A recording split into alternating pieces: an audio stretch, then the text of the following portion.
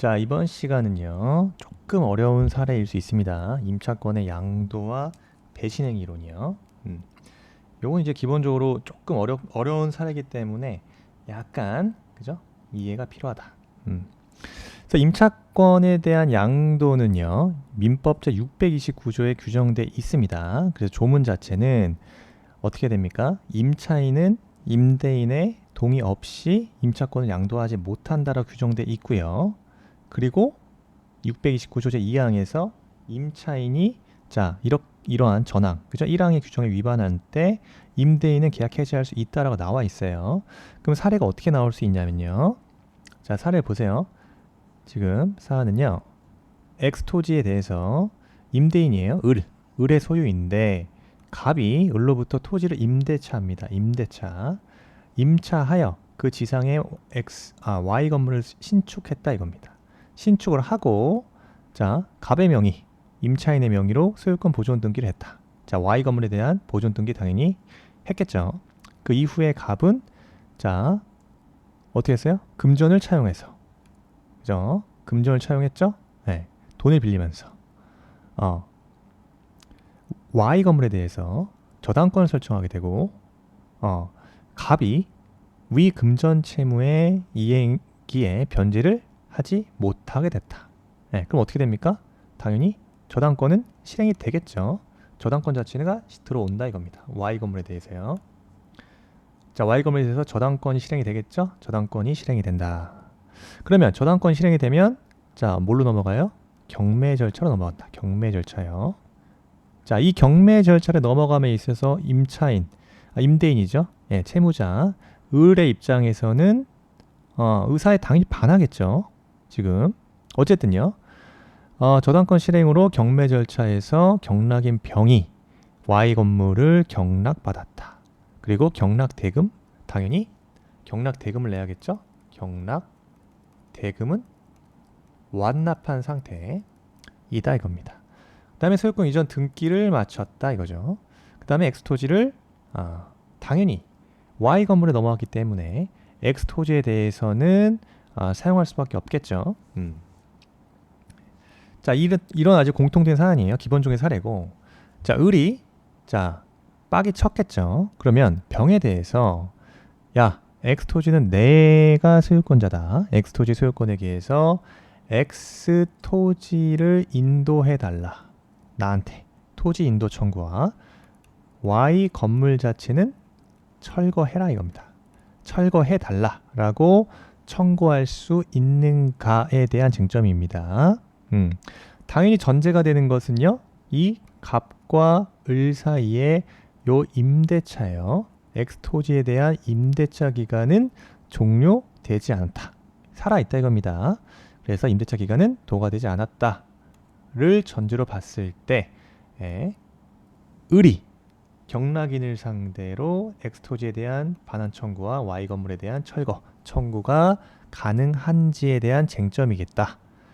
자, 사안에서요. 논점 정리는 지금 을이 병에 대해서 X토지 인도와 Y 건물을 철거할 수 있는지 여부가 문제되죠. 그러면 을이 주장할 수 있는 이 청구권의 근거 규범은 당연히 민법 제213조 및 214조의 물권적 청구권에 기한 반환 청구입니다. 즉 소유자는 내 소유물을 점유하고 있는 자에 대해서 뭐 할 수 있다? 반환 청구할 수 있겠죠? 그런데 점유자가 그 물건을 점유할 수 있는 소위 적법한 권리가 있다면, 그 점유에 대한 적법한 권리가 있다면 당연히 그 점유자는 반환에 대해서 거부할 수 있겠죠. 그 다음 214조는요 방해 제거 청구죠. 자, 소유자는 소유물을 방해하는 자에 대해서 방해의 제거를 청구할 수 있는데, 지금 사안은 당연히 X토지에 대해서 소유권자죠. 소유자죠. 네, X토지에 대한 소유자고, 병은 Y 건물에 대해서 Y 건물에 대해서 경락을 받아 소유권을 취득하고 X토지에 대한 이 X토지 부지를 점유 사용하면서 을의 X토지의 소유권 자체를 방해하고 있는 건 사실이다. 네, 사실이에요. 그러면 병에게 이러한 소유권자는 배타적, 절대적 소유권이죠. 따라서 병에게 항변권이 인정이 되지 않는다면요. 을은 병에 대해서 당연히 토지 인도와 Y 건물 철거 청구를 할 수 있다 이겁니다. 그러면 다음 쟁점이 되는 게 바로 병의 임차권으로서 항변할 수 있는가? 즉 병에게 소위 적법한 요 권리가 있는가예요. 그 X 토지에 대해서 Y 건물 소유권자이기 때문에 그죠? X 토지에 대한 적법한 권리가 있는지 여부가 문제된다. 즉 병의 임차권 항변 가능성에 대한 쟁점입니다. 즉 병이요. 자, 갑과 을 사이에 요 임대차 계약에 대한 요 임차인의 임차권 자체를 양수받았다면, 저 임차권을 양수 혹은 승계 취득하였다면 당연히 병 입장에서는요. X 토지에 대한 적법한 권리가 인정될 수 있겠다. 소위 여기서 문제되는 것이 바로 병이 임차인 갑의 임차권을 취득할 수 있는가에 대한 쟁점입니다. 이때 적용되는 판례 이론에 따르면은 종물은 주문의 처분에 따른다는 소위 종물 이론, 제 100조 2항에 대한 종물 이론이 권리상호간에도 유추 적용된다고 우리 판례는 보고 있다. 따라서 주된 권리 자체가 이전이 되면 당연히 종된 권리 자체도 이전된다고 본다 이겁니다. 여기서 병은 주된 권리가 뭐죠? Y 건물의 소유권을 취득했다면 종된 권리인 소위 X 토지의 임차권 자체도 종물 이론에 따라서 승계 취득할 수 있다 이겁니다. 다만 여기 임대인 을에게 임차권 양수가 됨으로써 대항할 수 있는지는 이제 또 검토가 돼야 되는 거죠. 자, 세 번째 쟁점이 바로 이겁니다. 그래서 이 3번 쟁점이 굉장히 어렵고 중요한 쟁점이 될 수밖에 없겠죠. 자, 임차권을 취득했다. 임차권 취득한다 하더라도 병이 임대인 을에게 대항할 수 있는지에 대해서 우리 판례 입장이 펼치는 그 법리에 대해서 잘 이해해야 된다 이겁니다. 자, 세 번째 쟁점입니다. 병이 임차권으로 을에게 대항할 수 있는지 여부에 대해서 당연히 우리 민법 제629조에요. 1항과 2항을 잘 정리해야 된다. 자, 서두에서 당연히 임차권의 양도 혹은 전대는 제한될 수밖에 없다. 즉 임차인은요. 당연히 임대인의 동의 없이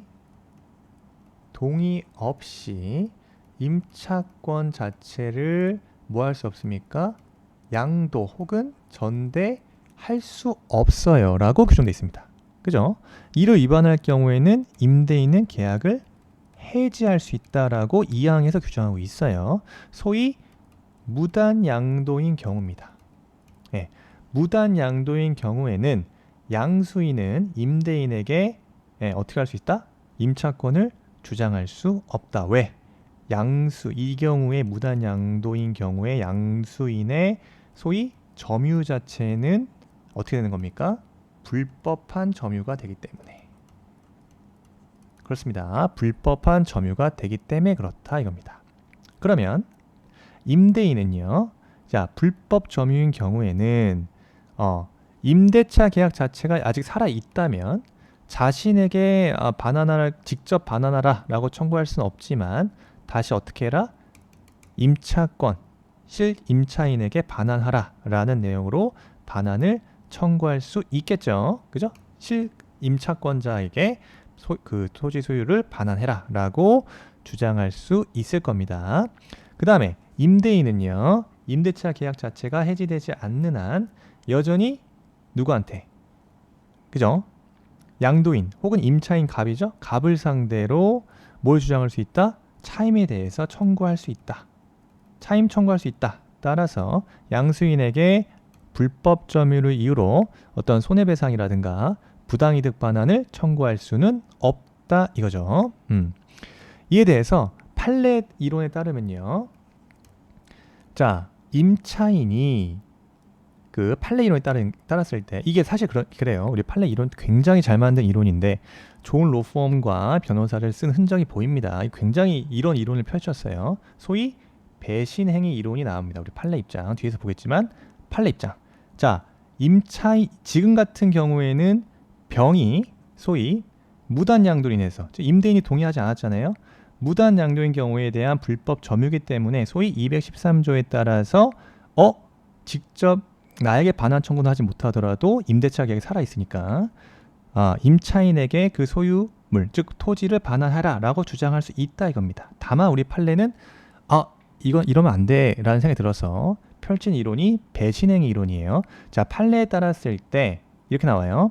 임차인의 변경이 당사자 간의 신뢰관계를 파괴를 하는, 그죠? 당사자 간의 신뢰를 파괴하는 임차인에 대한 배신행위가 아니라고 인정되는 특별한 사정이 있다. 다시요. 임차인 변경이 이를 주장하는 자는 당연히 경락인이 주장자겠죠? 야, 내가 지금 항변을 하는 거예요. 임차인 변경이 즉 갑에서 병으로 변경이 된 것이 당사자 간의 신뢰관계를 파괴하는 임차인에 대한 배신행위가 아니다. 그러한 특별한 사정이 있다면 임대차 계약을 해지할 수 없다고 주장한다. 이러한 특별한 사정에 대한 주장 입증 책임 누구한테 있다? 경락인에게 있다. 라고 판시했습니다. 판시했어요.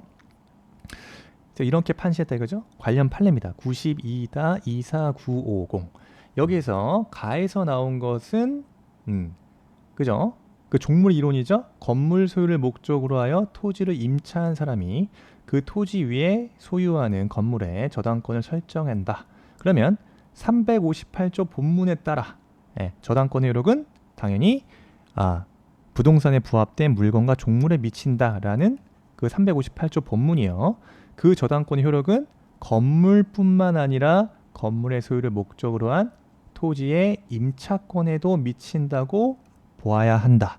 따라서 건물에 대한 저당권이 실행되어서 경락인이 건물의 소유권을 취득한 경우에는 특별한 사정이 없는 한 건물의 소유를 목적으로 한 토지 임차권도 건물의 소유권과 함께 경락인에게 이전된다 라고 나와 있죠. 그 다음에 배신행위 이론에 대한 내용이 바로 쟁점 다에서 나온 겁니다. 그래서 임차인의 변경이 당사자의 개인적인 신뢰를 기초로 하는 계속적 법률 관계인 임대차를 더 이상 지속시키기 어려울 정도로 당사자 간의 신뢰관계를 파괴하는 임대인에 대한 배신행위, 당연히 이러한 배신행위가 인정이 되면 임대차 계약 자체를 해지할 수 있다. 629조 2항에 따라. 그런데 이러한 배신행위가 아니라고 인정될 만한 특별한 사정이 있을 경우 이때는 임대인은요 자신의 동의 없이 임차권이 이전되었다는 것만을 이유로 629조 2항에 따라서 임대차 계약을 해지할 수 없다. 이러한 특별한 사정에 대한 입증 책임은 누구한테 있다? 경락인 네가 져라 이겁니다. 그래서 이 사안에서요. 사안의 해결에서 그죠? 이렇게 해결하면 되겠죠? 지금 이러한 배신행위가 아니라는 특별한 사정에 따라서 경락인은요. 어떻게 입증을 할 수 있느냐? 자, 경매 자체는 병이 임차권을 취득함에 있어서 임대인의 동의는 없었다. 그죠? 그러나 경매 자체는요. 비록 채무자 을의 의사에 반해서 강제로 이루어진 소위 뭡니까? 공적인 절차에 해당한다 이겁니다. 공적인 절차에 해당해서 임대인에 대한 배신행위라고는 볼 수 없다. 그죠? 따라서 병은요. 임차권을 양수함으로써 지위가 바뀝니다. 이때는 아무리 임대인이 소유권자라 하더라도 임대인 을에게 대항할 수 있게 되는 겁니다. 그래서 사안의 해결에서 정리를 해야겠죠? 사안의 해결에서요. 병은요. 지금 을이 있었고 갑이 있었고 병이 경락인이죠. 정리입니다. 사안의 해결. 병은 임차권 자체를 적법하게 양수했다라고 볼 수 있다 이겁니다. 양수했고 비록 을에 대한 동의 자체는 없었다 하더라도 그죠? 지금 갑에서 병으로 소위 임차권이 넘어가면서 경매 행위로 넘어간 소위 공적 절차에 따라서 넘어간 것이기 때문에 그 넘어간 임차권으로 을에게 대항할 수 있다. 그죠? 근거는 213조 단서입니다. 적법한 권리가 인정이 된다는 거예요. 왜? 을의 동의가 없었다 하더라도 배신행위다 라고는 볼 수 없기 때문에 을에 대한 배신행위라고는 볼 수 없기 때문에 따라서 을은요 병에게 뭘 주장할 수 없다? X토지에 대한 인도와 그죠? Y 건물에 대한 철거 청구를 할 수 있습니까? 할 수 없다라고 해결하시면 되겠습니다. 살짝 어려울 수 있는데 어려운 만큼 나오면 굉장히 그죠? 브리타 문제처럼 약간 난이도가 있기 때문에 많이 못 쓸 수도 있어요. 그래서 정확하게 사례를 잘 정리하시면 좋겠습니다. 자, 수고하셨습니다. 이거 반복해서 풀어보시길 추천드리고요. 판례까지요.